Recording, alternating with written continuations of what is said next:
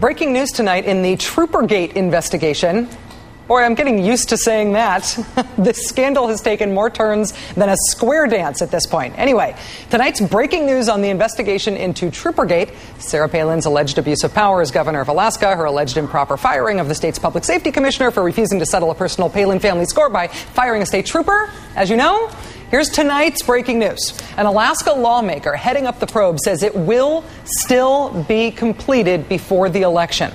Probably by October 10th, despite attempts by allies of Palin and the McCain campaign to derail the investigation. I all but declared Troopergate over on last night's show. Turns out I was wrong. Republicans have charged that the inquiry has been corrupted by politics and by supporters of Barack Obama, even though it was launched after a 14-0 bipartisan vote in the Alaska State House. Palin initially vowed full enthusiastic cooperation with the investigation. Now neither she nor her husband nor state employees are agreeing to straightforwardly answer questions in the probe. And Republican lawmakers are suing to try to kill the investigation altogether. Joining us now is Democrat Bill Wielechowski, an Alaska senator and a member of the Senate Judiciary Committee overseeing the Palin investigation. Senator, thank you very much for joining us. Hi, Rachel. Glad to be there. Yesterday, we heard Todd Palin was not going to show up and give a deposition in Troopergate. We heard that the investigation could be delayed until after the election. 24 hours later, all change. It now at least sort of looks like the investigation is back on track. That's what it seems like from here. What's your assessment? I think you're accurate. The investigator has told us that he feels he can complete the investigation by October 10th. When the Legislative Council, 14 members, agreed to go forward with this unanimously, they set a deadline of October 31, and he intends to adhere to that deadline. The independent investigator who was picked to head up this investigation, he is one of the people who the McCain and Palin forces, for lack of a better term, have been impugning in terms of his independence, in terms of his reputation, in terms of his status as a nonpartisan arbiter here. What's your reaction to that? That's really unfortunate. What we've seen the last couple of weeks is a pretty much nonstop smear campaign by the McCain campaign to attempt to discredit a man who has given 25 years of his life to prosecuting criminals here in Alaska. He's got a sterling reputation. He was unanimously voted by the legislature several years ago to be the first head of the Office of Victims' Right here in Alaska. And it's really unfortunate to see what they've been doing to him and anyone really that steps forward and disagrees with the McCain campaign. It seems like there has also been a real campaign against the reputation of Walt Monaghan, who is the public safety commissioner who was fired, whose firing gave rise to this investigation in the first place. Obviously, he's a different guy than the investigator Branch Flower, but has there also been a pushback or reaction in the state to the impugning of Chief Monaghan? There has. I think Alaskans are very, very upset. Walt Monaghan, again, another individual with just a stellar reputation, 35 years of protecting Alaskans. He was the chief of the Anchorage Police Department.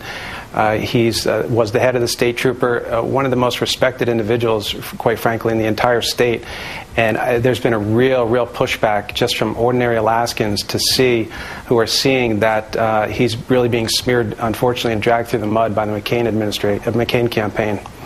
Can you describe how the climate around the investigation feels now as compared to when it started? And of course, when it started, Sarah Palin had not yet been tapped as John McCain's VP. Right. This investigation, quite frankly, was pushed by Republicans. It was a number of key Republicans who wanted this investigation to go forward. It ultimately did go forward on a unanimous vote in front of the Legislative Council. 8 Republicans, 4 Democrats all voted to go forward with it.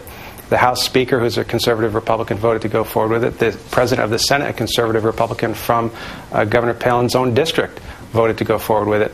The governor herself came out and said, I welcome the investigation. She's directed her staff to cooperate with the investigation repeatedly. In fact, she came out with a press release on August 13th directing her staff to cooperate with the investigation. The reason she did that was because at that time we were getting ready to issue subpoenas, and she said, no, you don't need to issue subpoenas. I'll cooperate completely. And she had cooperated completely. Everything changed, unfortunately, the day after she was selected to be the vice president.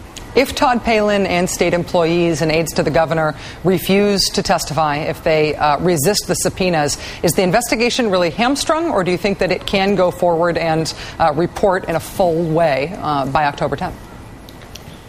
Oh, absolutely. We've said all along, it's up to Steve Branchflower, the investigator, and if he thinks he's got enough information, if he thinks it can go forward, then it should go forward. And he's been working on this for almost a month and a half now.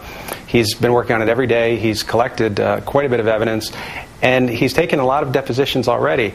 And I think one thing that people forget is of the people that were subpoenaed that failed to appear, we already have statements from them because the Attorney General had been conducting an independent investigation of its own.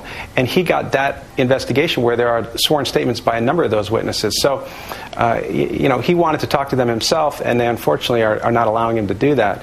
But he still has quite a bit of information and feels that he can issue a fair and impartial report. This is a big development in this case. The quashing has been quashed, at least in the short run. Alaska Senator Bill Wielechowski, thanks for talking about this with us tonight, and good luck to you. Thank you.